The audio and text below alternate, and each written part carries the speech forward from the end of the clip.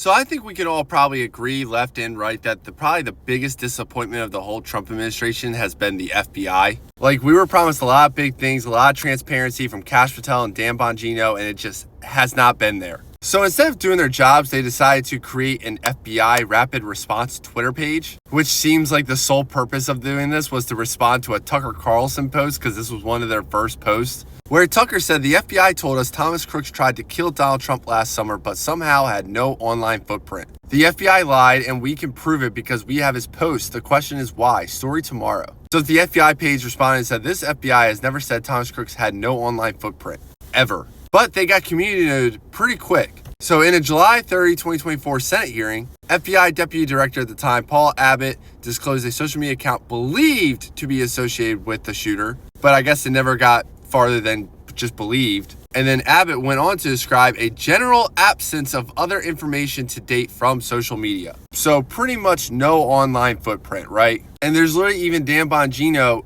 in Congress last year, who is now the deputy director of the FBI, saying how bizarre it was that Thomas Crooks had no online footprint, and yet they've been in charge for 9 months now? And we still have no information about Thomas Crooks. But apparently Tucker is going to have a bunch of information about him coming out today. Now, I'm not going to sit here and say everything Tucker's going to present in here is going to be factual, but I don't think any of us are ever going to buy the story that this 18, 20-some-year-old kid, however old he was, literally had no online activity at all, especially in this day and age. And the FBI at any point in time can tell us otherwise, can actually communicate and be transparent with the American people.